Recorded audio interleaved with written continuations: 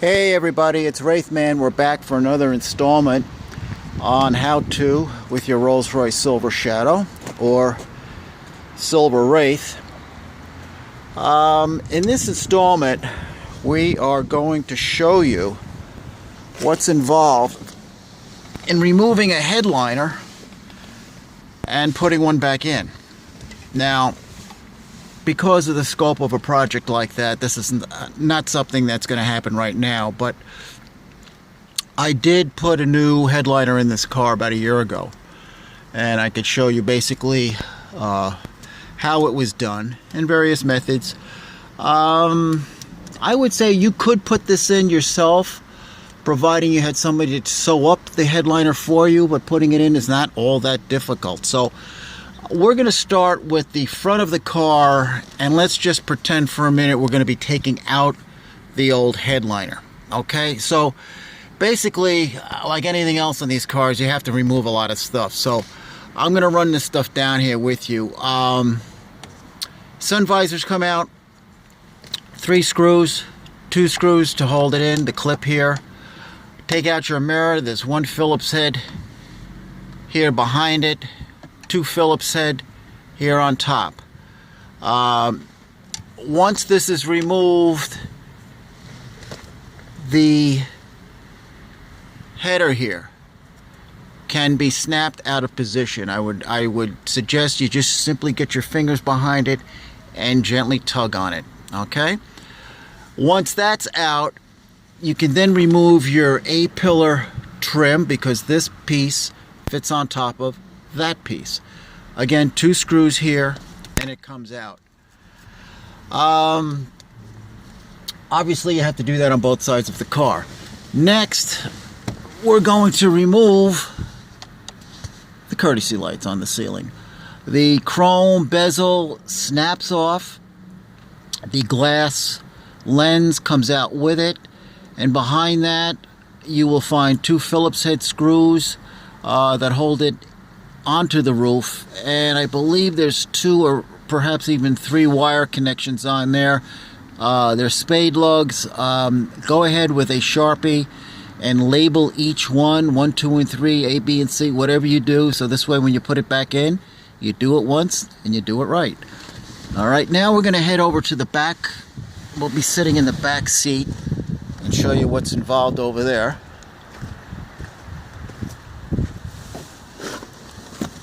There we go. I guess let's follow along with the lights again. So you have another set of lights in the back. Same protocol there. You have a coat hanger here. This slides up and there's a screw or 2 underneath there. Here you have your assist strap. 2 slotted screws right there. And here's a part which confuses everybody. Here you have your mirror, lighted mirror in fact. On this leading edge, you have 2 clips. You pull it out gently, and once it's off of the surface, pull it forward, and there's 2 metal tabs in the back which actually fit underneath this panel. And as you can see, I have to actually pop this thing off because there's one of the tabs right there. Okay, that wasn't tucked in behind there. There's 3 wires on here. You want to, again, label those as well. So you're going to do that for both sides. Now it gets a little bit more interesting, because, let me get out of the car. The rear seat gets removed. You simply pull it up on the bottom here and it comes out. That's the easy part. Next part is you want to remove the rear section. The rear section has got a screw down here on each side, just 1 Phillips head screw. It pulls out. I believe on this one it hooks in the back, so it's a matter of pushing it up and pulling it out. On some of them you have additional hardware in here, okay, behind the armrest. Alright, so once you get the bottom piece out, the back piece, it's empty. You can go ahead and take off the seat belt covers. There's one large bolt underneath each seat belt cover here. Take that off. Okay. Now, like I said, it gets a little interesting. These pieces right here, okay, have a screw somewhere around here.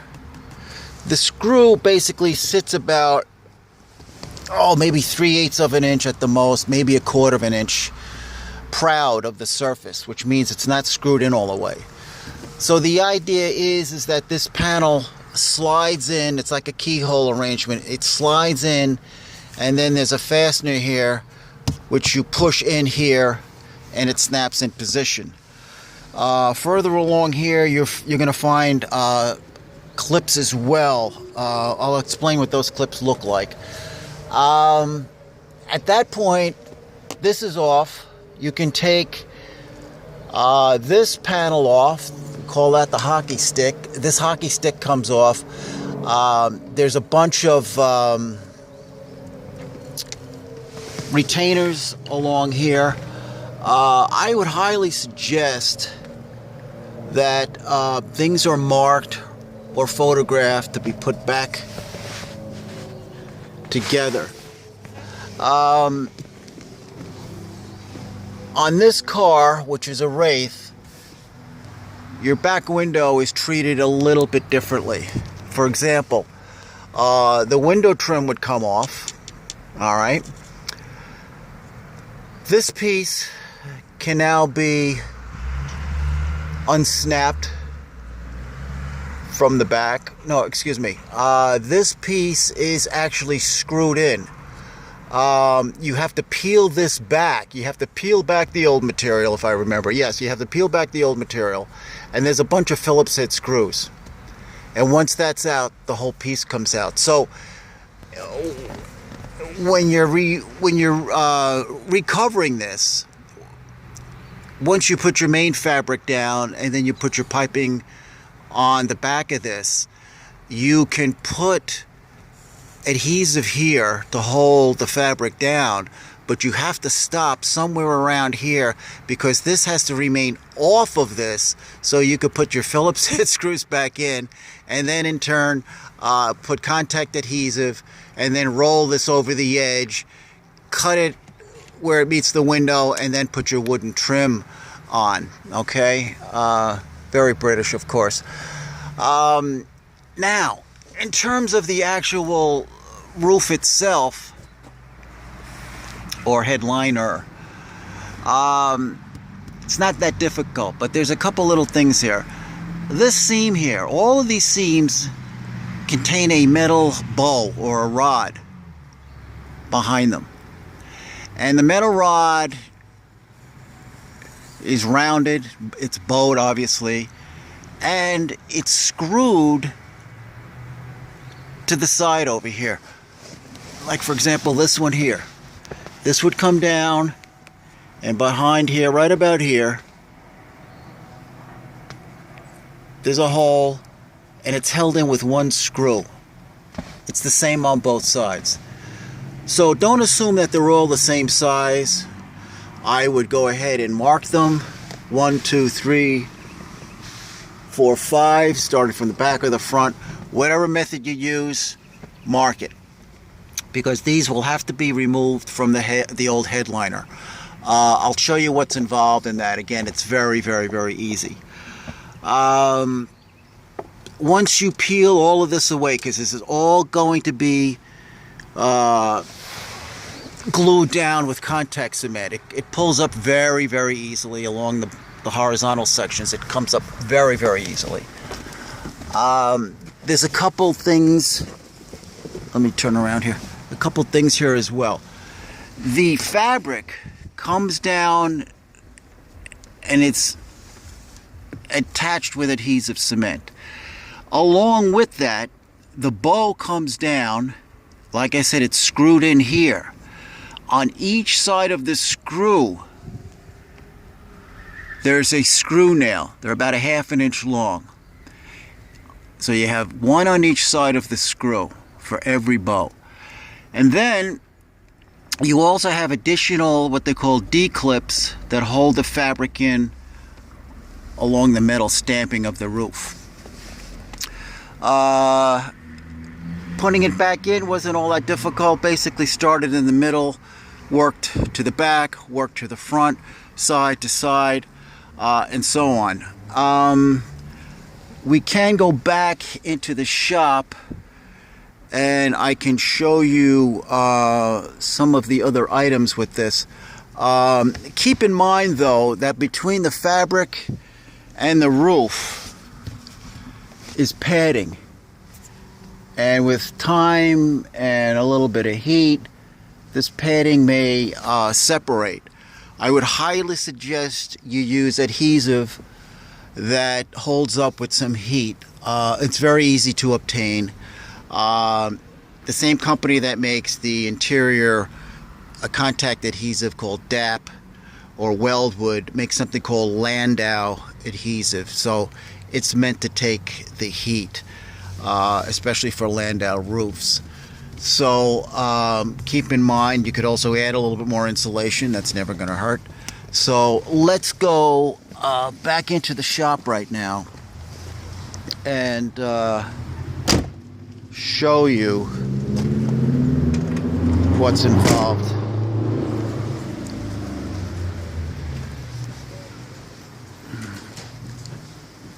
I'm going to go up to my work island over here. These are some of the very common clips. You could buy these. These are not a problem. These are the clips that hold panels in place, the door panels and other various panels on the car.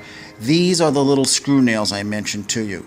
These are magnetic, so you can use an upholstery nailer. Put them on the end. Okay, put them in the old hole and then bang it from this side. They'll go back in. They pry out very easily as well. You want to get underneath the head of that with an upholstery tack puller. These are the D-clips I told you about. These you will find all over the place. Save them. You can pull them off from the edges here. You can pry them out a little bit. They do tend to dig in because that's what they're designed to do, but they can be removed. Let's go over here to the material, for example. This is some of the piping that runs around the roof edge on the inside. This is my old stuff right here. However, if you notice one thing on here, I don't know how close we can get. This has been stapled in. Okay? Now you can't use any regular stapler. All right? This is where a professional shop comes in. I happen to have a stapler like this because I do this kind of stuff. It's called a Series 71 stapler. They're very common in the upholstery business. This one's made by Bostitch. It runs about $100. This will shoot what they call 3/8 width crown staples. They are a staple that's designed to hold things in place as opposed to holding structure, for example. So anytime things have to be glued and prevented from moving or coming apart, this is what this is used for. These staples are available from a height of 5/32 up to 5/8, and that's it. Also available in stainless because, you know, upholstery does take place on boats. So, again, this is what's used to hold all of this. These staples are used on your door panels to hold the same piping behind the door cards as well. By the way, headliners get really, really, really dirty. This is the outside of the headliner. And here's the inside of the headliner. When the headliner is put back in, I would highly, highly, highly suggest that get yourself one of these awls or something very similar to it. This came in a kit from Harbor Freight. They're good for this kind of stuff. This was part of a little 4 or 5 piece set that have different types of ends that can be used to pull out seals and internal O-rings and so on. But this is my friend over here. I love this thing. You do want to repuncture the holes, okay? You can feel for them, but it's always better to puncture and look around. Save your old fabric so you know exactly where these things went, and you'll get really close to the mark on these things. Just trying to show you anything else here that might look interesting.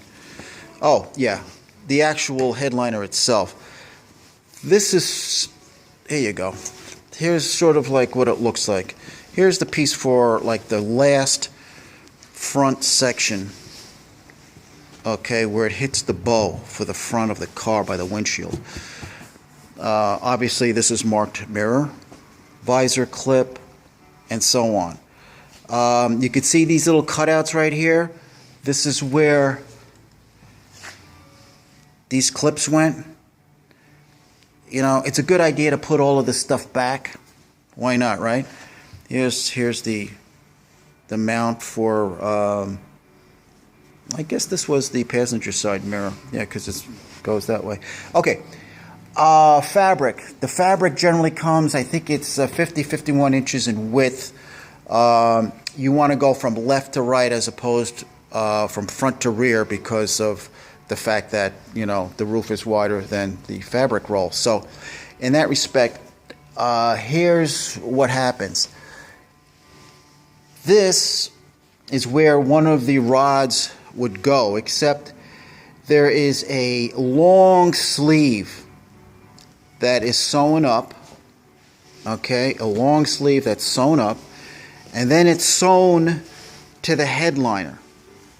Okay, the headliner is never actually interrupted and cut. It's pinched up, and then it's sewn to this new sleeve, and inside that sleeve you put the rods in place. You know, interior work, it's all about patterns, especially if you're doing old stuff over. Here's the courtesy light. There's the 2 holes that go. These happen to be great tools. Pick these up at Harbor Freight as well. These are great for pulling off panels and actually wedging weather stripping back into those door channels. This is the only stuff that's worked for me. These things are plastic.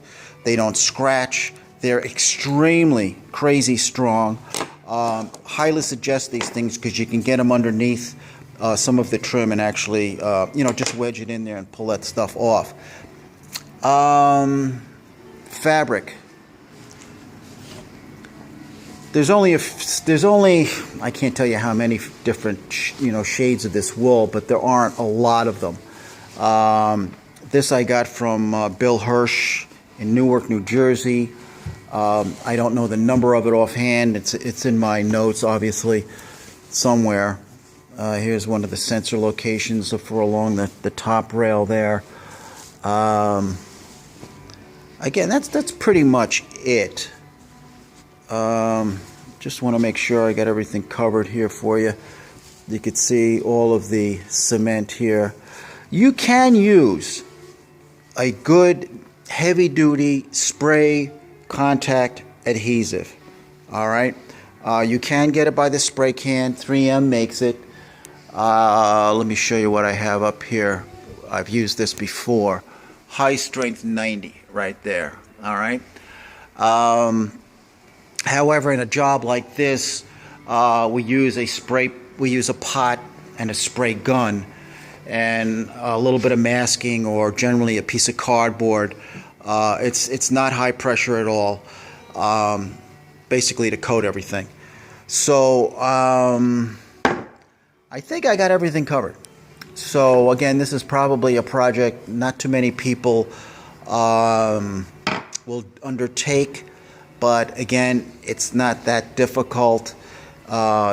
Just want to show you in case you wanted to take it out. Don't be afraid of this kind of stuff. It's not that bad. This stuff is easy to make, by the way, this piping. as long as you get the same core material. There's a secret to making this kind of stuff. In fact, in this case, this is sewn.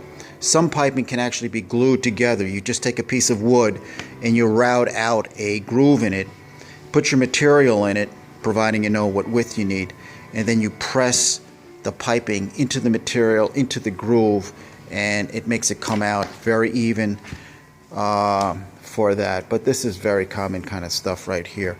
All right, everyone, enjoy.